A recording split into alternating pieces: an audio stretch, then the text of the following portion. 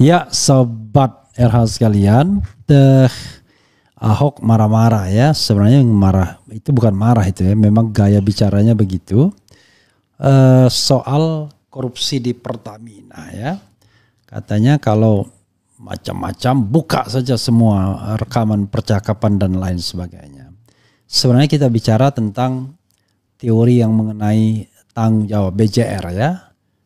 Business Judgment Rules, dan kemudian tanggung jawab komisaris dan direksi dalam perseroan ya. Sejauh mana tanggung jawabnya, nanti kita akan lihat ya. Kita lihat saja nanti.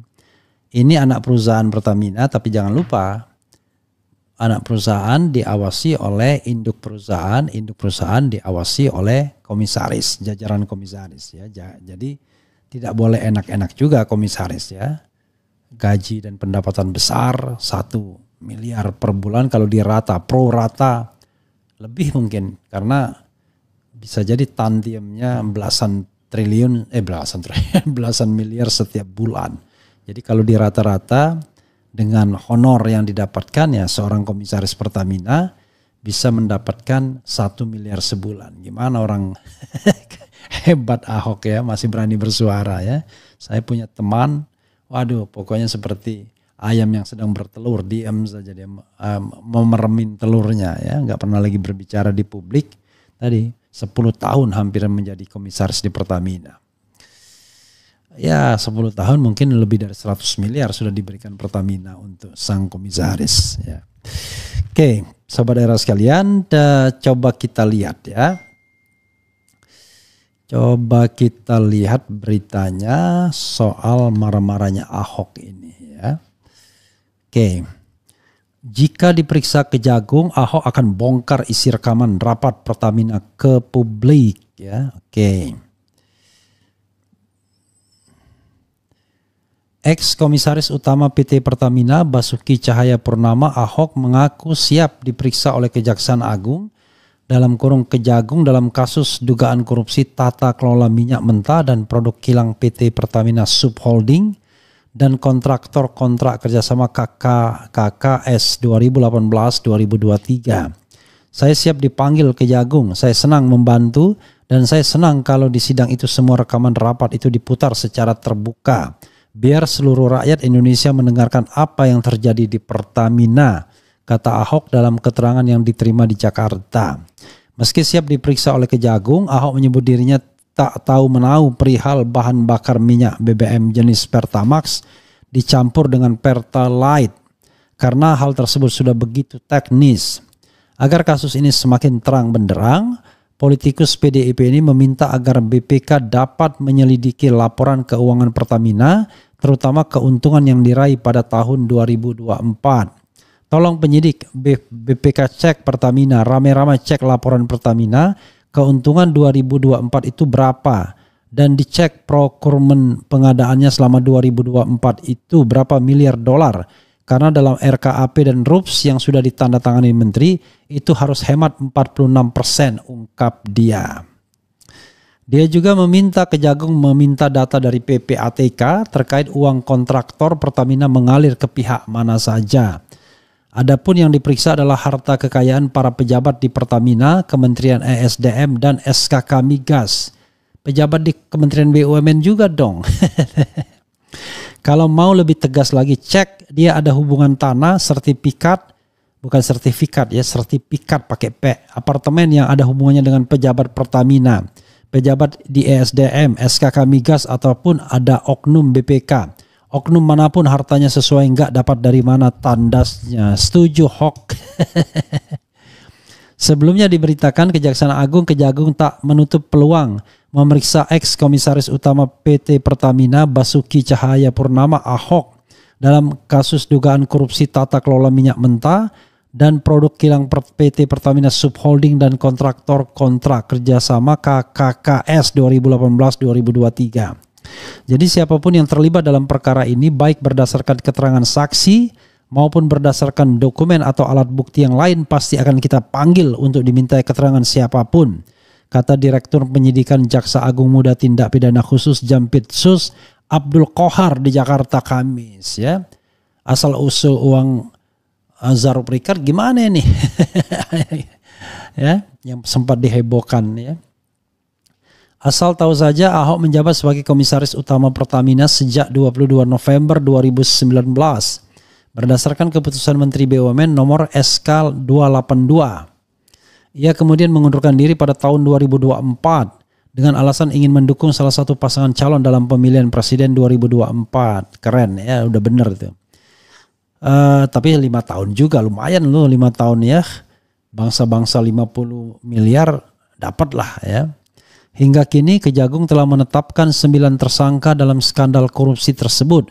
2 tersangka terbaru adalah Maya Kusmaya, Direktur Pemasaran Pusat dan Niaga PT Pertamina Patra Niaga, serta Edward Kohn, Vice President Trading Operation PT Pertamina Patra Niaga. Ini maling semua. Keduanya langsung ditahan di Rutan Salemba, cabang Kejagung untuk menjalani pemeriksaan lebih lanjut. Adapun modus yang digunakan antara lain pengoplosan produk minyak berkadar oktan rendah dengan oktan tinggi serta pengadaan bahan bakar dengan sistem penunjukan langsung tanpa lelang. Akbar praktik ini harga BBM yang diperoleh jauh lebih mahal dari harga seharusnya. Akibat praktik ini harga BBM yang diperoleh jauh lebih mahal dari harga seharusnya. Kerugian negara akibat skandal ini diperkirakan mencapai 193,7 triliun. Menjadikannya salah satu kasus korupsi terbesar dalam sejarah Indonesia. Ya, 300 triliun, ini 197 triliun. You name it.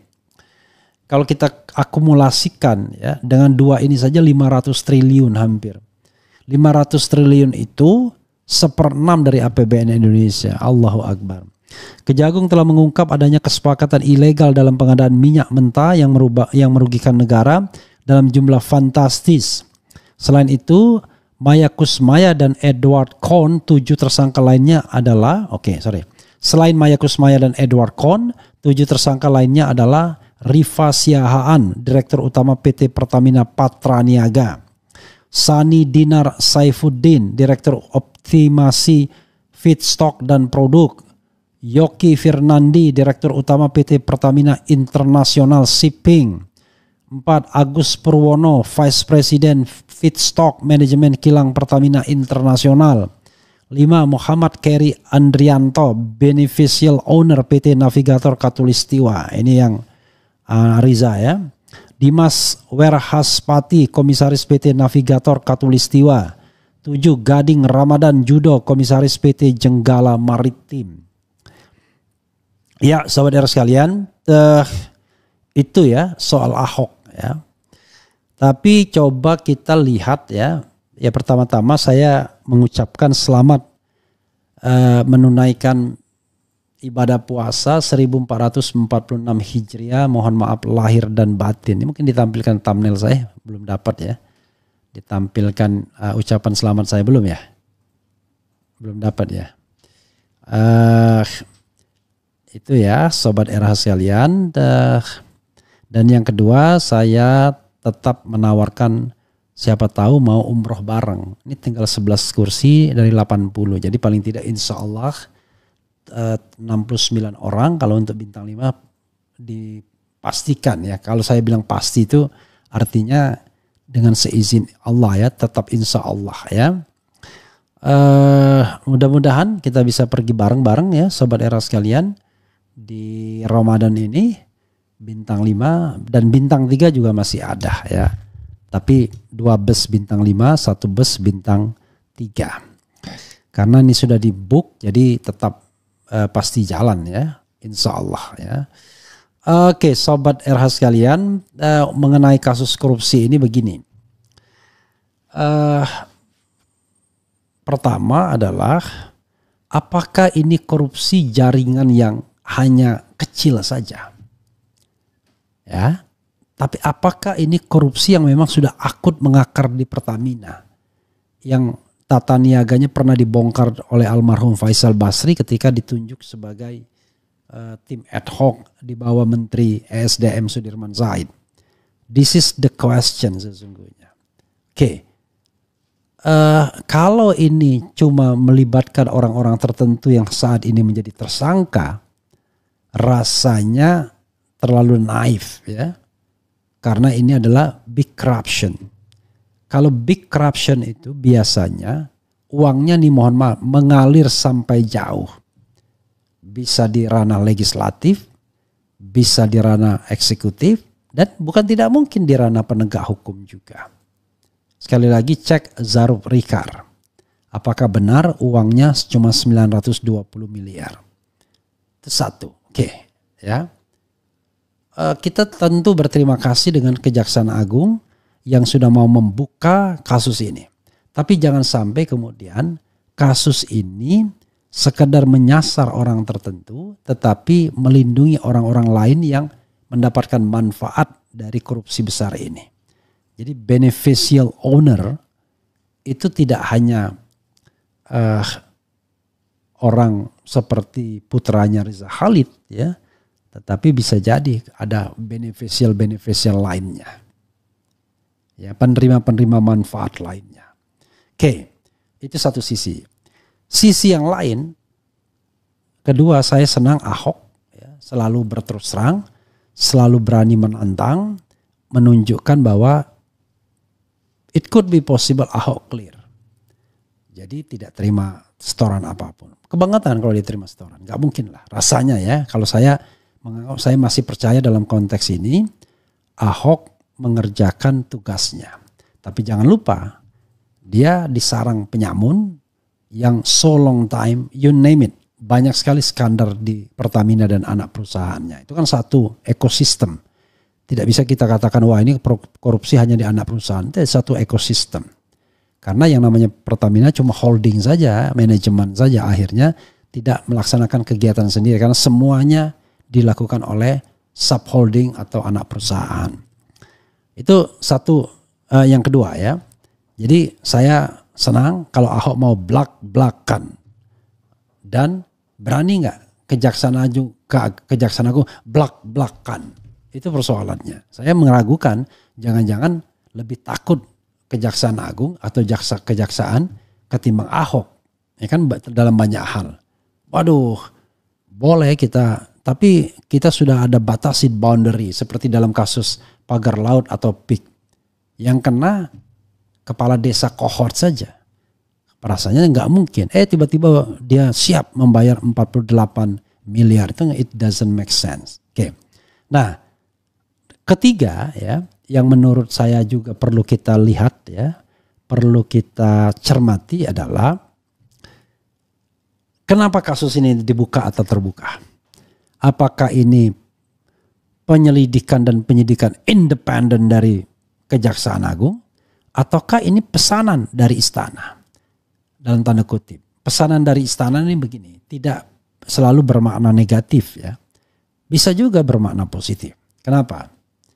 Bahwa yang namanya power game di Indonesia ini melibatkan tokoh-tokoh besar dan melibatkan uang sampai triliunan. Melibatkan para oligarki, melibatkan kaki tangan oligarki, dan it could be possible melibatkan istana lama dan lain sebagainya. Penguasaan resources ini, penguasaan BUMN ini, itu masih di kekuatan yang lama. Salah satu analisis yang saya dengar misalnya, masih kekuatan yang lama. Masih di bawah geng Erick Thohir, geng Luhut Panjaitan. Sehingga Prabowo plus tentu saja Jokowi. Sehingga Prabowo tidak berkutik dia. Sudah dikuasai orang BUMN-nya, korup pula. Dan kita tidak tahu apakah korupnya mengalir kemana-mana atau tidak. Nah di sisi lain Prabowo juga terbelenggu. Kita menang karena kita didukung oleh presiden yang ketujuh. Dan kita tahu dukungan itu apa bentuknya. Kan harus ditanyakan secara kritis. Bisa saja financial resources, sumber daya finansial. Dan dari mana? Ya dari unit-unit usaha negara, dari resources negara yang bisa didaya gunakan. Termasuk bansos, mobilisasi. Dan itu terlihat dengan jelas ya, proven kalau soal bansos misalnya, walaupun putusan MK akhirnya sontoloyo dalam hal ini, tidak melindungi yang namanya a fair election ya, fair and democratic election. Nah, karena itu sobat era sekalian, Saya melihat sedang terjadi internal power game di seputar istana dan para pendukungnya. Ini yang menarik. Danantara dan kasus Pertamina ini adalah sebuah upaya untuk menarik gerbong dari masinis lama ke masinis baru. Tetapi memang upayanya harus melingkar sana, melingkar sini. Misalnya Danantara. Danantara itu ada yang mengartikan ya, dan itu make sense ya. Saya mengulangi analisis seseorang yang saya dengar. Ini sebenarnya ingin mengalihkan penguasaan BUMN dari tangan kroni-kroni Jokowi atau geng-geng Jokowi atau geng Solo. Karena kalau seandainya tidak dibuat semacam Danantara yang bisa grabbing semua aset BUMN, bisa menggabungkan semua kekuatan BUMN, terutama 7 BUMN besar misalnya, mulai dari 4 bank, kemudian Telkom, Pertamina, Main ID gitu ya. Maka ya sulit bagi istana untuk memberikan penguatan terhadap dirinya sendiri karena kekayaan, kekuatan finansial negara masih dikuasai oleh geng lama. Maka dibentuk Danantara. Tapi tidak bisa juga tidak bisa juga frontal. Maka sebagai unggah-ungguhnya tetap dilibatkan Jokowi sebagai pengawas. Permainan tingkat tingginya. Tapi Jokowi tidak boleh sendirian. Ada SBY di sana yang lebih senior sebagai seorang presiden ketika Jokowi masih menjadi gubernur. Artinya kala awuh, kala tua ya kan. Oke. Jadi ada permainan di situ. Ada Pandu Syahrir yang tadinya akan diangkat sebagai CEO, tapi ternyata tidak. Diangkatlah Roslan Roslani yang tidak lain adalah ketua tim sukses Prabowo. Oke.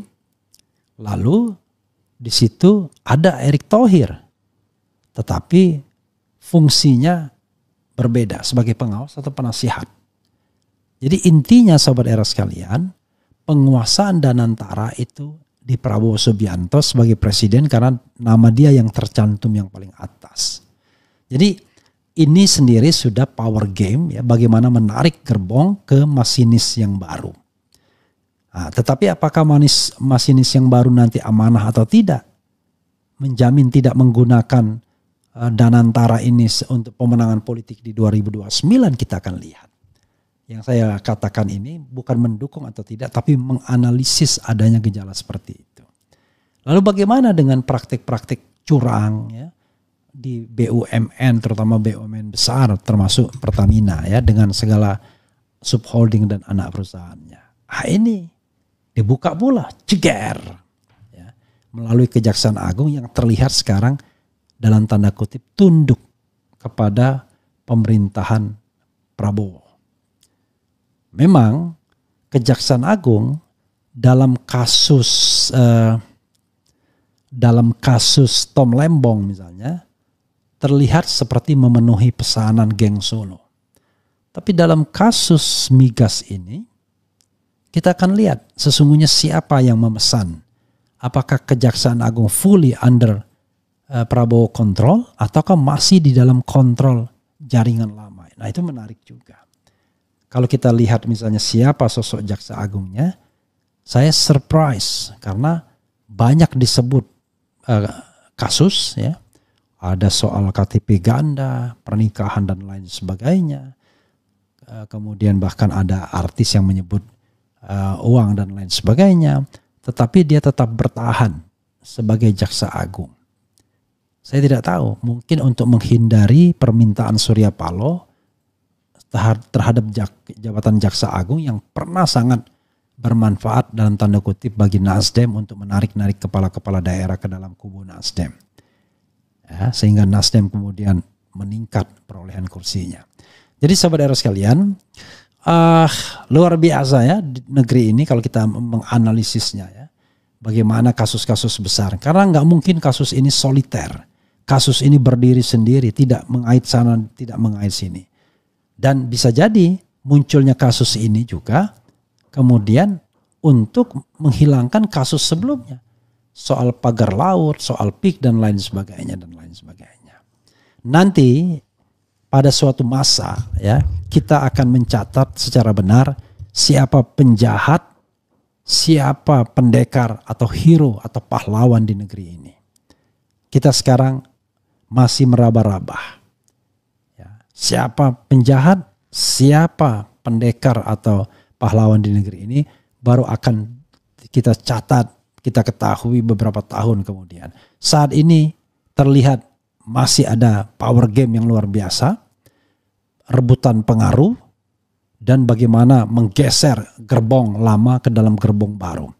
Dan tanda-tandanya nanti selain fenomena korupsi di Pertamina ini, fenomena Danantara, kita akan lihat nanti 20 April ke depan, di mana itu adalah 6 bulan masa pemerintahan Prabowo Subianto. Apakah akan ada gebrakan yang luar biasa? Ataukah business as usual? Prabowo hanya omon-omon saja, nanti akan kita lihat. Yang jelas, saya mendukung Ahok untuk dipanggil Kejaksaan Agung dan ngomong apa adanya. Apalagi dia menjadi saksi di pengadilan. Buka rekaman-rekaman percakapan yang memang pernah disampaikan ke dalam rapat-rapat komisaris. Apakah mereka sesungguhnya sudah mencium itu, mengingatkan, mengawasi secara benar, sehingga terlepas dari yang namanya pertanggungjawaban, tanggung renteng. Jadi kalau sudah melakukan tugasnya secara profesional, seorang komisaris plus komisaris utama tidak boleh disalahkan. Tapi kalau dia tidak menjalankan tugasnya atau kewajibannya secara benar, apalagi terlibat dalam korupsi itu sendiri, tidak ampun dia. Ya, bisa dituntut secara pidana dan tentu bisa dituntut secara perdata, bisa bangkrut. Itu yang namanya business judgment rules ya, teori tentang BJR ya.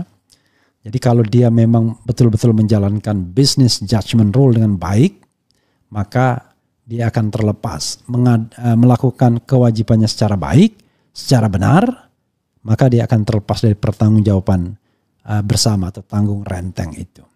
Begitu sobat RH sekalian ya. Apakah saya mau baca ini? Sebentar lagi nanti kita menunggu Bambi ya. Tapi Bambi bukan nama seorang gadis, itu Bimbi. Bambi adalah pengarang lagu Jodoh Pasti Bertemu. Dan saya mau menginterview dia sebentar lagi ya. Habis asar dia janji datang. Mungkin ditampilkan ininya bisa ya. Untuk kita tahu bagaimana sih praktek royalti dia selama ini. Karena salah satu lagunya adalah lagu yang kita sangat kenal, yaitu Jodoh Pasti Bertemu ya. Yang dinyanyikan oleh penyanyi terkenal juga, yaitu Afgan. Oke, sobat era sekalian, coba kita bacakan ya.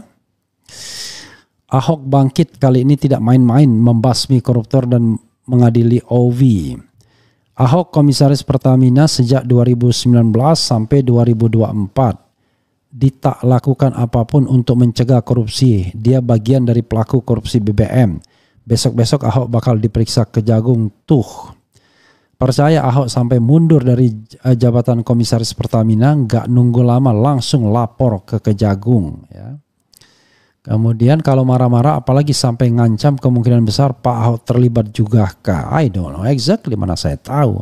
Bang, gue punya lagu yang sangat related dengan keadaan sekarang. Jika lagu ini dirilis, saya yakin lagu ini akan viral di Indonesia dan sekitarnya. Karena lagu ini menyenggol cinta dan politik sekaligus. Ya coba saja kirim ke saya ya. Kirim ke saya di nomor 0811 9011 970. Ini yang ada banner di bawah ini ya. Yang berminat daftar hubungi langsung saya ya di 0811 9011 970. Kemudian masa Ahok nggak tahu? Kalau tahu kenapa dia tidak tindak atau laporkan? 193,7 triliun itu per tahun Bung Refli dan terjadilah dalam 5 tahun. Jadi saya ingin mengatakan eh 193,7 triliun itu per tahun Bung Refli, dan terjadi 5 tahun. Berarti kali 5 dong. Allahu Akbar. Pada tahun 2023 saja kerugian diperkirakan mencapai 109,7 triliun. Hanya 1 tahun, kalau dikali 5 tahun 1000 triliun. Allahu Akbar. Sepertiga APBN ya. Bayangkan coba ya. Bayangkan. Kejagung omon-omon. Kemudian siap-siap partai PGR menggema di ini penjajahan berkedok pemerintahan lawan. Jika tak punya nyali perang dengan jiwa raga, maka bersuaralah sebagai warga negara. Acuhkan buzzer, laporkan, buang bak sampah tanpa membuang tenaga untuk menanggapi. Buzzer tak saya bacakan ya. Ayo Pak Basuki bongkar dalangnya korupsi di Pertamina. Kayaknya jaksa takut buka rekaman dari Ahok. Dia pernah bilang Bapak Jokowi nggak bisa kerjakan ya. Semuanya hanya panggung sandiwara ya. Dunia ini panggung sandiwara. Ceritanya mudah berubah. Ya saudara sekalian, itu saja. Mudah-mudahan ya kita sambil menyambut tamu kita, Bambi Nur, yang menciptakan lagu Afgan, yaitu Jodoh Pasti Bertemu. Wassalamualaikum warahmatullahi wabarakatuh. Keren, cadas, cia.